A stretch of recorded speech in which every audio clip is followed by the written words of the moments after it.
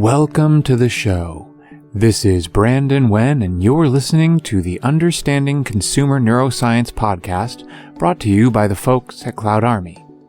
In this episode, Richard talks to Dr. Sarah Yu about how memory and habit forming work. Dr. Yu talks about the encoding process for memories, how memories can fade and change over time, and how memories can evolve into behavioral habits. Hi, this is Richard Campbell, and thanks for listening to Understanding Consumer Neuroscience. Glad you're back with us. Today, my guest is Dr. Sarah Yu, who is a scientific advisor, researcher, and client relationship leader in consumer insights and market research. And after a combined 15 years in academia and industry, including the past 7 years leading consumer insights and research at Nielsen, Sarah launched her consulting practice, Yu Brain and Behavioral Science Insights, to pursue calling in working with mission-driven organizations to better achieve positive social behaviors through leveraging neuroscience and behavioral science. And before entering the industry, Sarah was an academic research scientist, specifically studying how the human brain supports memory and decision-making. Welcome, Sarah. Hi, Richard. Thank you for having me today. Thanks so much for coming on. You sound like the person I want to talk to about how our memories work, because memory is weird. Is it now? Yeah, I mean, it's funny what you remember, what you don't. You know, Yes. Today I have an earworm. Today I have the earworm of the song Rise Up. Remember that song? I couldn't, and it's been in my head since I woke up this morning. And it's just playing in a I'll loop. sing a little bit of it so I Yeah. can remember it. It doesn't cue any memories for me. Yeah, well, you're lucky that way. It's earworms are one of those funny memory things. Just, you know, the ability to just have a thing that comes back to you or stimulates it. I've also found remembering smells from music. Yeah. You know, like it's a song I got fascinated by at a concert where there was, you know, an outdoor concert with a lot of barbecue going on. So it's like that certain song is associated with that smell. Like I said, my memory's strange, I think. I mean, I actually am not surprised. Mm-hmm. Actually, music and sonic cues, as well as smells, are some of very primitive memory cues that most people say can bring them back to childhood or Sure. a very specific memory of a person, an emotion, a place, sometimes 30, 40 years in the past. Yeah. Well, I get the idea that the wiring of the nose of those receptors is very close to the brain. Like Yes. it's a simple kind of association.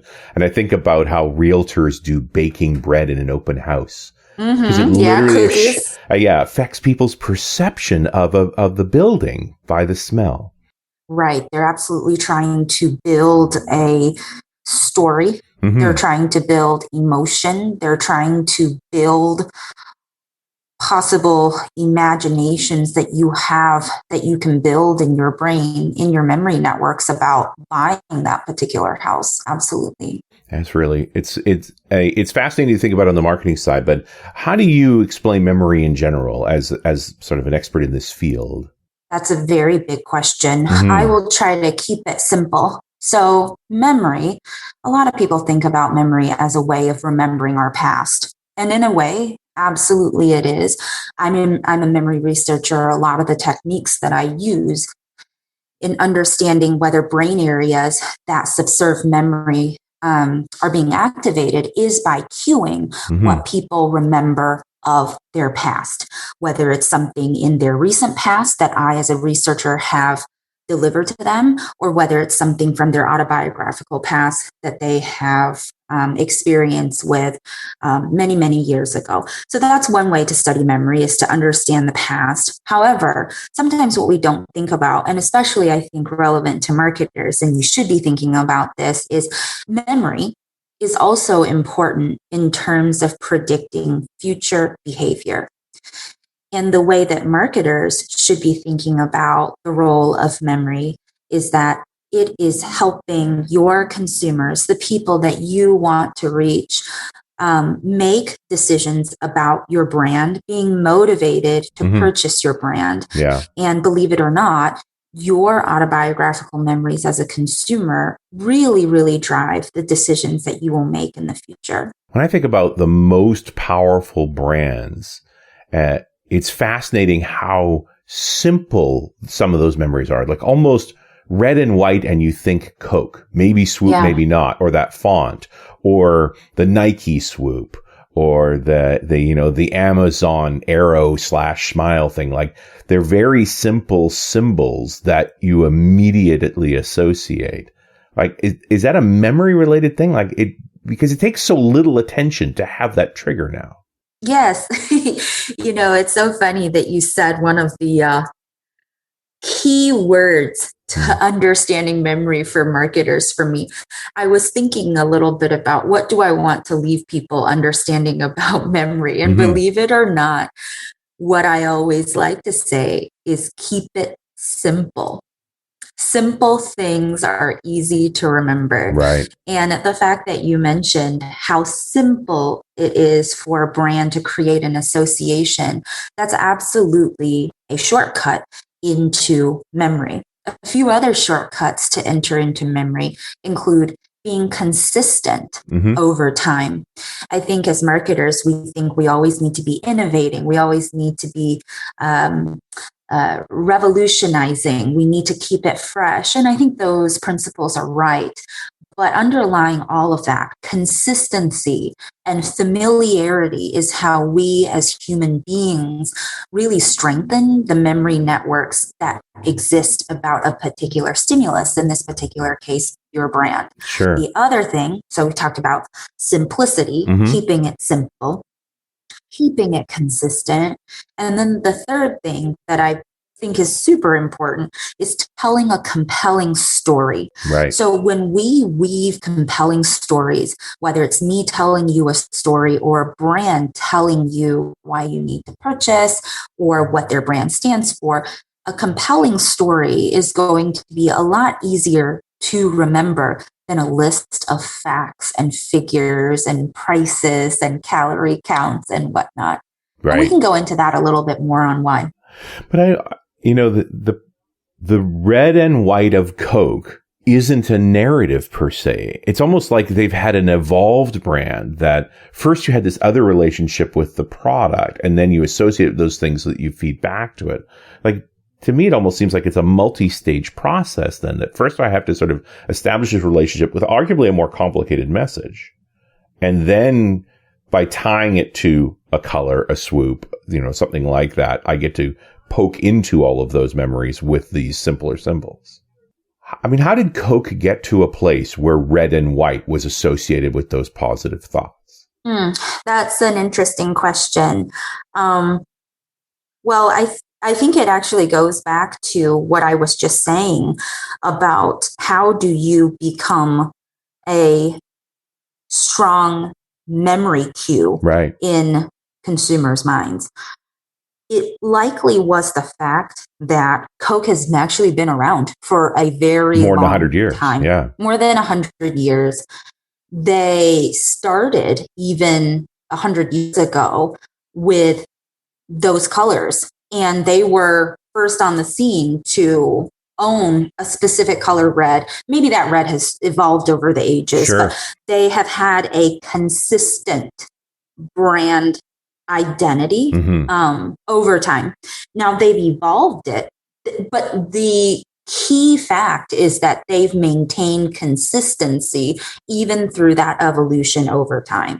And they've built a consistent narrative and a consistent compelling story over time. So red and white doesn't mean, it can mean Coke when we think about the beverage category. Sure. It can mean Target when we think about retailers. Point. Yeah. And they also grab that shape too. They also grab that shape, that bullseye. Why is that? Why does that make you think of Target? These symbols, right? Yeah. They become distinctive brand assets. And all brands wish that you could create such a shortcut that is a sensory cue at this point, a color, a smell, a sonic sound. Yeah, I think about the Intel chime. Remember that? Do, do, do, do. They worked really hard to get that into our consciousness. They sure did. And it's very much an earworm now as well. So I think being the first being consistent, Mhm. and then obviously building a story around that sound, around that color, around the bullseye over time truly makes it so that this particular symbol, this distinctive brand asset, becomes a shortcut for your brand and all the emotions that it elicits for you as a consumer. My experience working with an agency helping us construct a brand for a company was how intense they were about you use this font at this size with these colors in this layout. And it felt very over the top at the time, but I guess, thinking in terms of the memory and branding thing, it's like, it's that consistency that's ultimately going to make it work. It is the consistency. And since you kind of mentioned how people make a very good business in terms of consulting on branding, I wanted to add here that there is a lot of psychology behind typography, behind color. The psychology of certain colors elicits certain emotions, certain memories in people. And that can be different for different categories. So for example, you see Coke and Pepsi using these red, whites, and blues. It feels like a very all-American kind of it almost has a very patriotic kind of theme. It feels all American. Red in another setting can trigger memories of passion, or it can in a different context trigger, danger, for example. So using those cues in a way that matches your brand identity also is incredibly important to stay consistent with the story that you're telling about the brand. So all of these components add up to your memory framework for a brand, whether it will fall apart or whether it will be a consistent, strong network of associations that people can easily conjure up at the next moment of purchase, or in their next moment of thirst, for example, when they're reaching for what drink they want. Yeah. And it's certainly in the past shows, we've talked about how we have a limited amount of attention from individuals. So we can only build. We only get so much. They're only going to think so hard about picking that drink.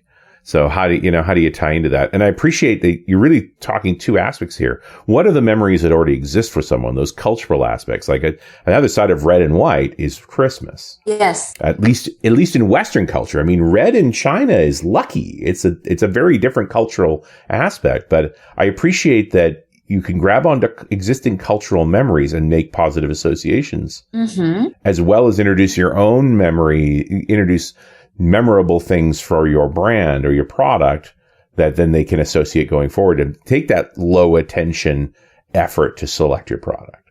Yeah. And while we're talking about attention and memory are so interconnected. Here, what I would say is that, yes, attention is limited. Attention is even more limited in this modern day world when we are connected to our cell phones, when we're connected to all of these messages that are being given to us by brands, just even looking outside or, glancing on your phone. Now, one very big concept that is important to understand about memory is that as marketers, we need to really tap consumers at two key points of memory processing. Those are memory encoding at the moment in which a person has the opportunity to encode a new message, a new memory from the environment, which requires attention, which requires that your attention be put on a specific stimulus over another. So memory encoding is the moment in which attention really needs to be present for a new memory to be formed. And then the other touch point in the memory process that is important for marketers to really understand is memory retrieval. What that means is, at the moment when I need that information to come up, the information of who I'm going to purchase, who I love, what brand assets I can think of your brand, that your brand is the one that is retrieved compared to your competitors, or just nothing comes up at all. So memory encoding, memory retrieval are two big aspects in which you'll find memory researchers studying memory retrieval, encoding, and then the other aspect is forgetting. Right. Not being able to retrieve any information, or forgetting can also be the outcome of not having encoded right. a particular You never got in the first place. Yeah, the attention wasn't there. Sure, or not sufficient attention anyway. I mean, I think about how often as somebody who reads a lot of copy, we repeat things. Like in the ad, they want me to say this phrase or the URL or the 1-800 number 3 times. Does that actually help in encoding? I mean, it couldn't hurt. Okay. Right. There's actually, I'm laughing because I can think of a couple of the local car dealership commercials where, the phone number jingle actually is kind of in my head, and those can become earworms. So repetition goes back to consistency. Right. If you can give people more opportunities to encode and more opportunities to get their attention, that should work. Obviously, if you have a very annoying message that people actually are trying to actively not put their attention to, that could actually backfire. I mean, we're all very sensitive to the idea now. And I think we're more sensitive of how when ads get annoying, maybe too much repetition. I wonder if the demands on our attention these days make us more sensitive and more easily annoyed. I think that is a good question. I'll maybe say a couple of things related to that. Mm-hmm. One, and this is where it's a yes or no, it depends kind of question. Sure. So you're asking me, is there a point in time where too much repetition can make it so that it backfires? People don't remember what you're asking them to remember.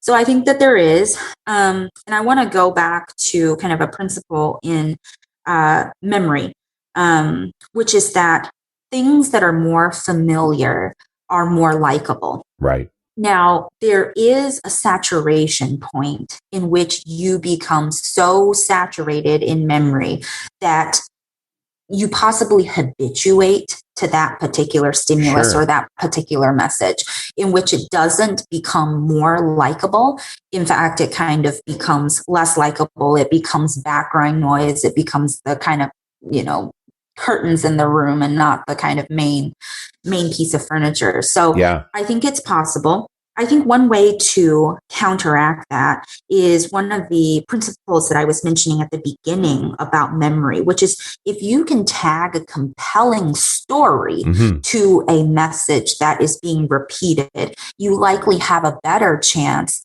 because now you have memories that are emotional, and memories that are emotional, that are familiar without being too oversaturated, is much more easily remembered and retained.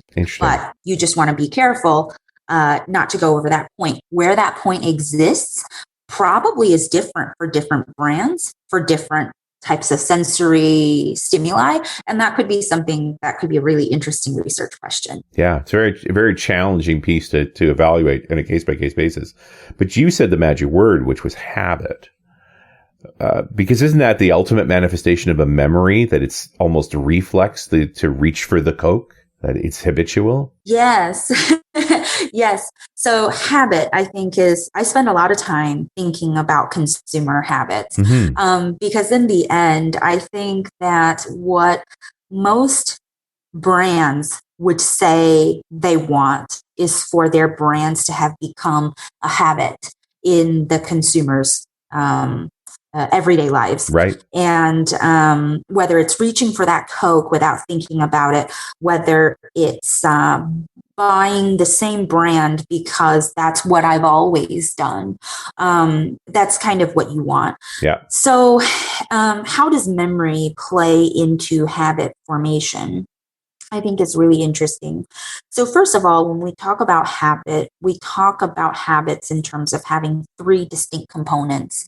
So there's a cue in which people are cued to remember a specific habit that they need to take. Cues can be externally motivated or internally motivated. An internally motivated cue, for example, is thirst, for example, here.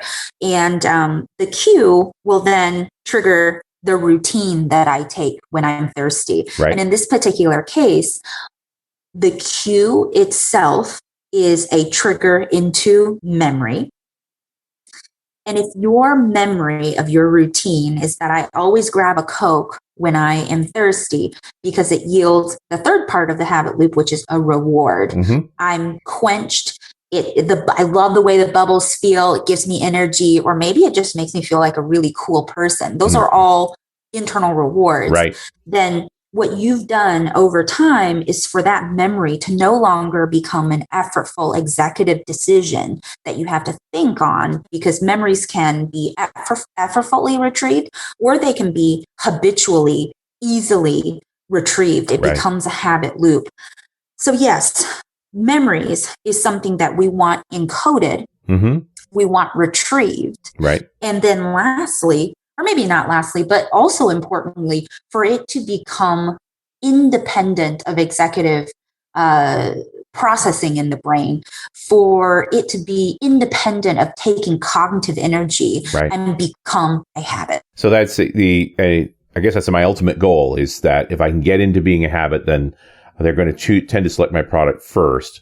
But it sounds like I have to do repeated encodings. Like, what's that transformation from an executive-based decision from memory to a habitual decision from memory? Yes. I mean, I think we can probably talk all day about this, but I think I suspect you've written papers on exactly this. If we could hack this, we would have figured out how human behavior works. And the fun part is that human behaviors are very complicated, and the world is incredibly complicated and not static in a laboratory setting where we can isolate one habit from another. And you also have to think about how habits can be disrupted by new players that come into a category, or they can be extinguished because, like, if I think about cigarette smoking, for example, that particular habit cycle has really changed over the last 100 years, right? And that's all due to the environment. But I think going back to your original question, and I think your original question was, how do we make these habits? Yeah. How do we make these habits? Absolutely, is consistency. If you don't have consistency as part of your core ingredients, repeating that over time, then you don't really have a chance for habit to be formed. Now, that is necessary, but not sufficient for habits to form. But just think about things like teeth brushing, right? You probably can't even remember the first time you brushed your teeth because it was when your parents did it for you when you were very young, and you kept doing it until now it is a habit that has been formed. So repetition over time, super important for habits. And it institutes that routine that we talked about. And then lastly, having emotional reward as part of that, whether it's because you had fewer cavities, because your parents were proud of you, because you were proud of yourself for brushing your teeth, that maintains a habit. So how do brands think about this? They need to be thinking about delivering consistent messages over time that are very rewarding. And reward, emotion are, I don't want to say one and the same, but when we think about marketing, it really is delivering messages to consumers about what is in it for me, the consumer. How can I feel good and rewarded in making the decisions to go with brand A versus brand B? And so when you have the reward, when you have consistent cueing, you can start to really understand how habits are formed. Right. Yeah, that positive feedback piece, which is often internal, like that's a very, I think, a subtle part of it. I think all too often with marketing, it's like once I make the sale, I stop thinking about it. And actually, there's a piece here that it's like, how do I create a positive reinforcement after the sale? Or at that, when they actually consume the product or utilize the product, that gives them that positive reinforcement, maybe helps move towards the habit. Like that to me seems like a very interesting aspect. I think about products that I've like the opening the box experience where there's a little thing in there. It's like, hey, thanks for opening this. You're part of our clan now. Like they've constructed a positive reinforcement to starting to utilize the product that came after the purchase decision. Mm-hmm. And that, I think is an interesting piece of subtlety in the memory part then. That is starting to build a positive association with with the experience of utilizing the product. Yes, I agree.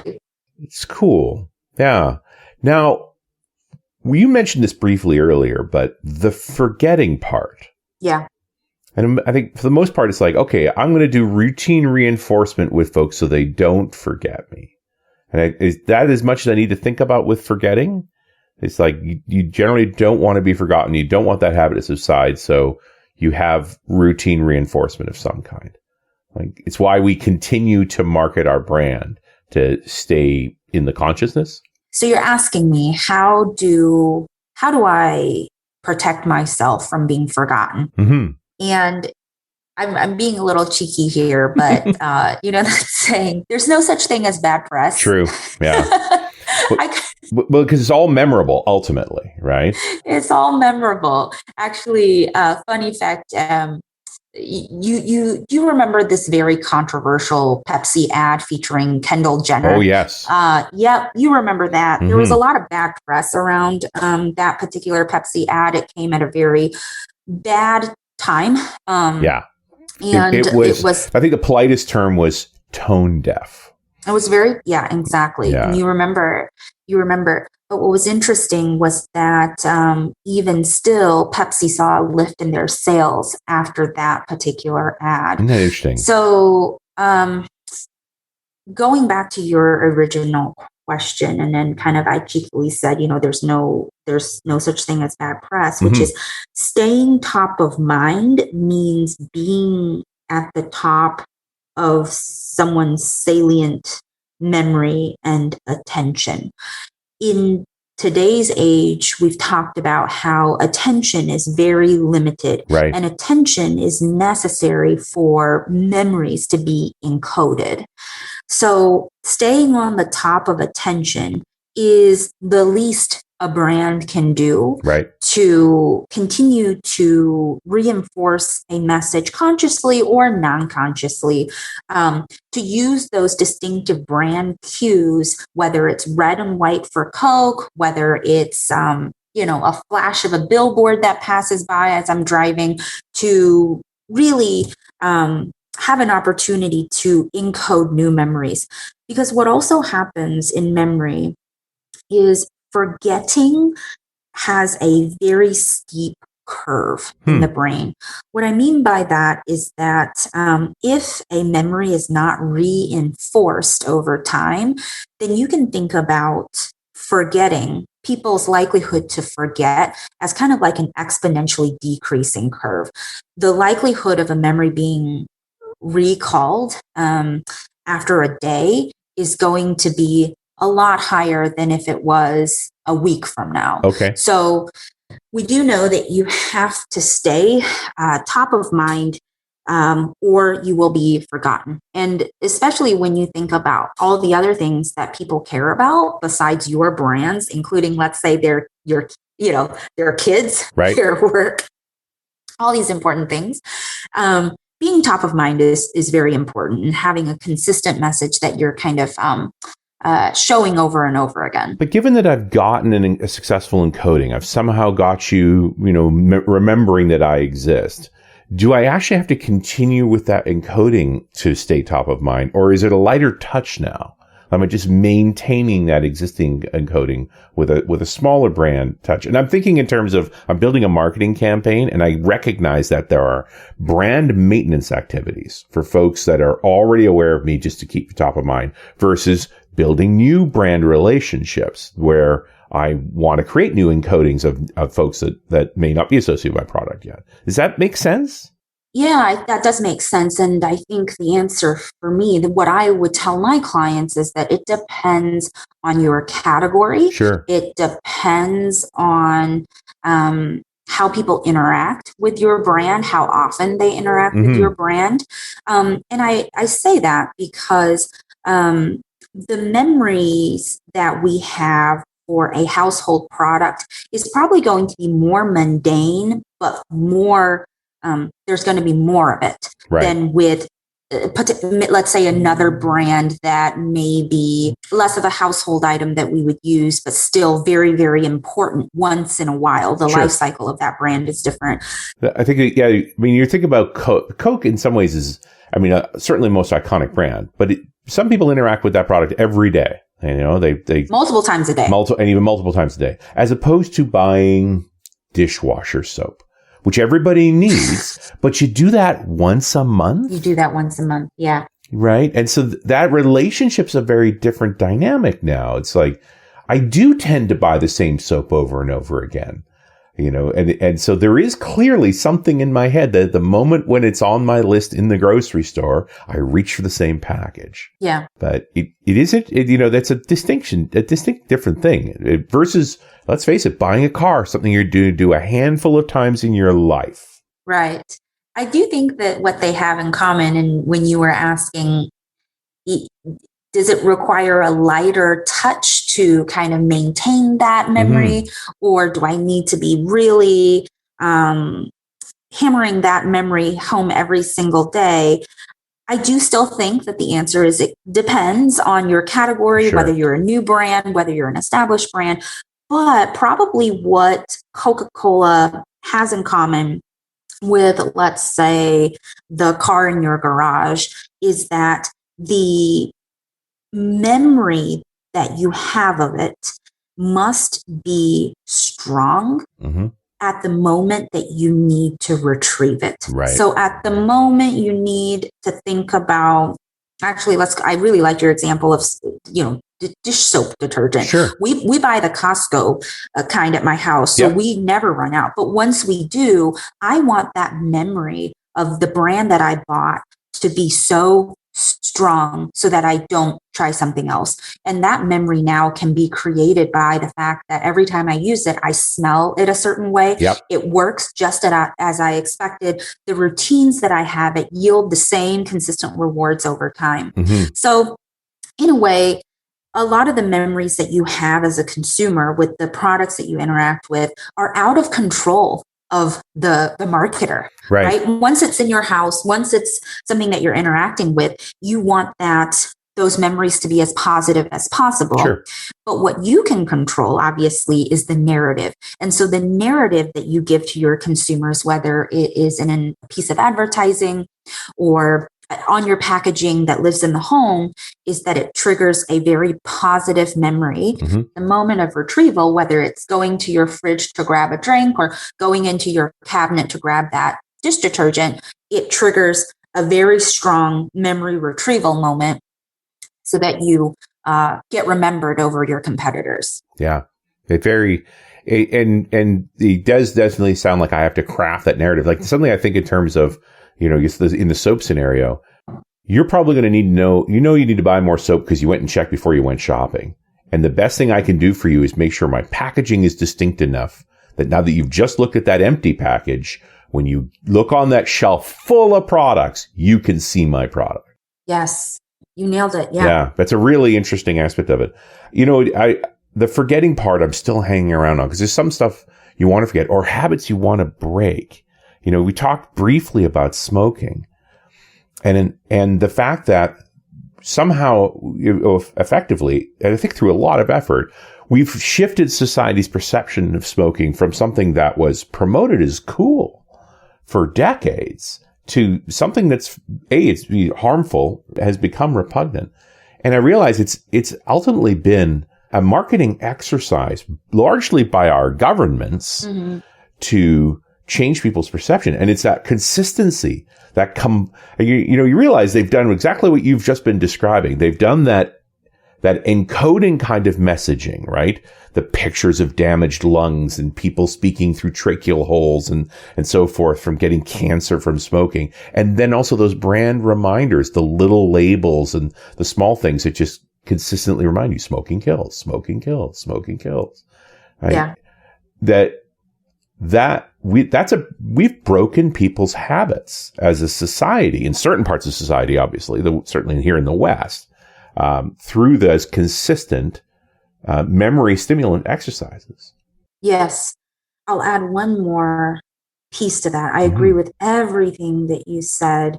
And I will add that the messages that had disappeared, there were fewer instances where you would see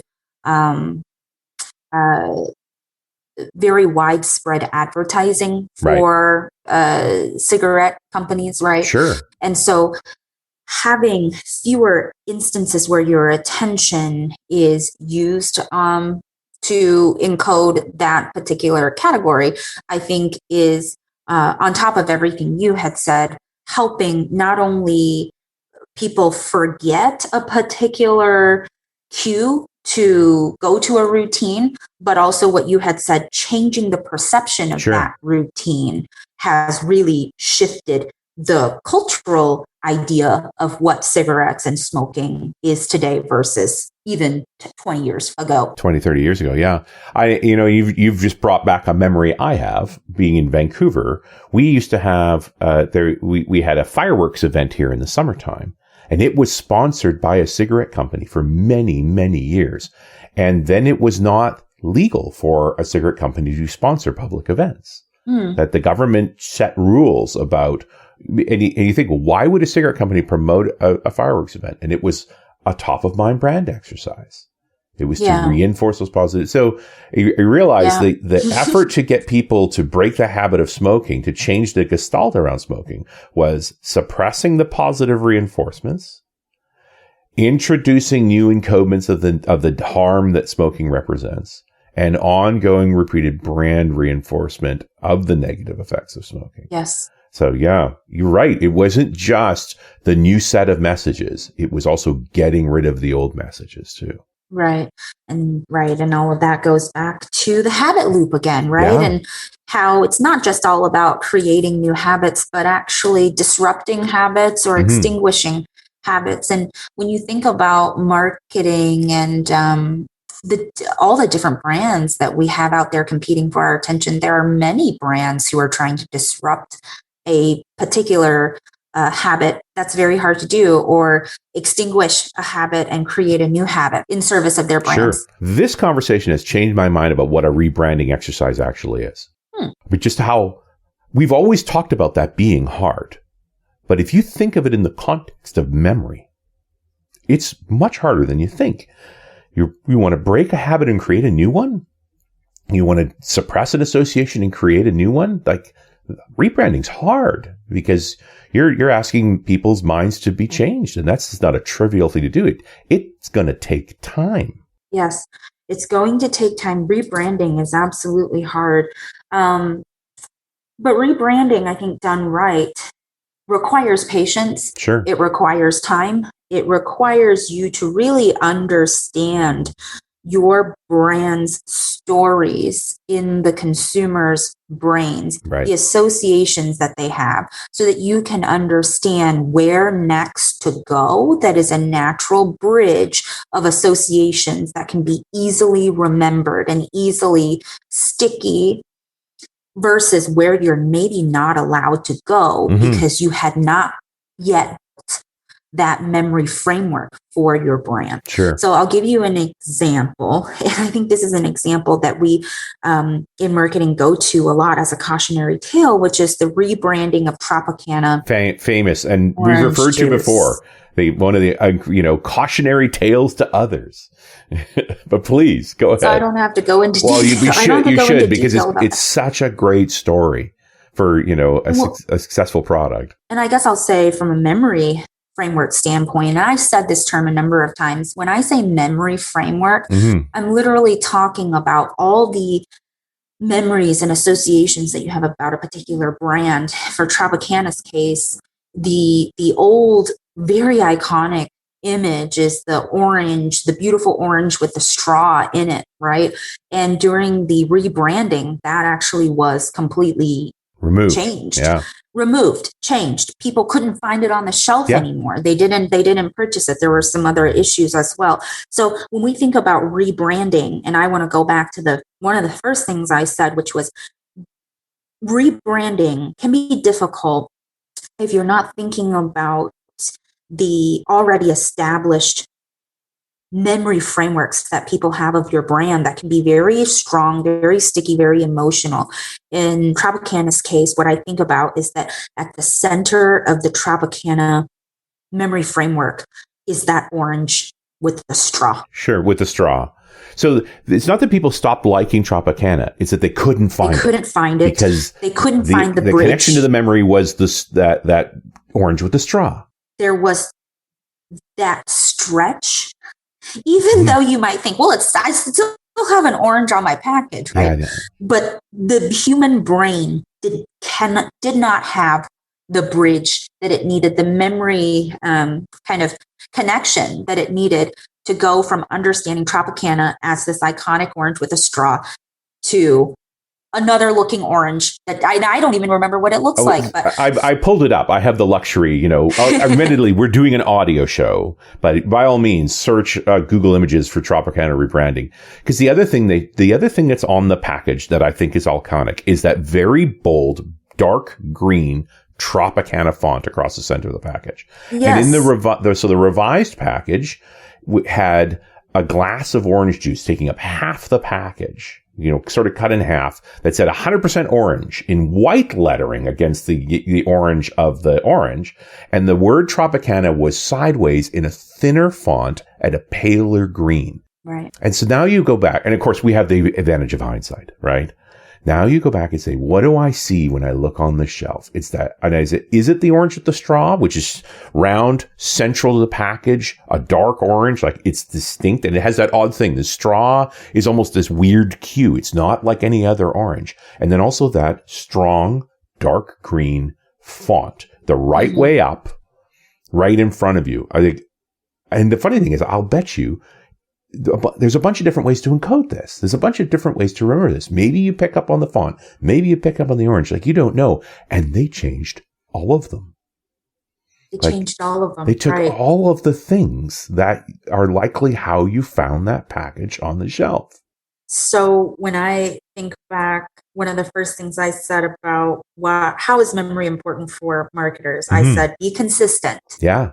I said, tell a compelling branded story for yourself, right? And know your story, know what your story is, and then also make it easy for people to, at the moment of retrieval, find you. Tell a simple story. I think those I will go back, even as we talk about a rebranding story. Probably the most important for rebranding, I would say, is really understand where you are allowed to go in consumers' brains, where you're not allowed to go. But how do you know that, right? I feel like I can say that, but how do you do it? And I think that the reason why I'm in brain science is because we now have so many newer tools that go beyond asking people what they remember to actually passively, sometimes in real time, measuring from areas of the brain that subserve memory or attention or emotion to understand truly what they remember without asking them, because asking people to retrieve memories can be valuable. Sure. Yeah. And this is a conversation we had with Darren Bridger in the earlier show. And he brought the Tropicana as well, that kind of neuroscience testing of those different packages would have revealed this issue. Maybe not directly referencing the memory part, but the implicit testing process. You stop asking people and you start measuring their behavior, and finding the package from the pictures would have been a great test for Tropicana at that time. Probably would have revealed that issue. Right. We have so many techniques now. Where There's not one way to solve this either. All we know is they didn't, except that they reverted back wisely. It takes confidence to say, hey, we made a mistake and go back to the original packaging. And they've gone on and modernized it a bit then. But I'll notice one thing in the latest package: orange of the straw, dark green lettering for the font. Right. Very smart. Very smart. Well, this has been an incredible conversation. I really enjoyed exploring this. These are topics we've been talking about for a while now, but thinking in the context of both the memory retrieval and encoding part and, why we forget, that is very compelling to me. It makes more sense why these tests and approaches work, because it speaks to how people's minds actually work with these things. Thank you for this. You're welcome. It was a pleasure to be here. And thanks for coming on the show. And we'll talk to you next time on Understanding Consumer Neuroscience.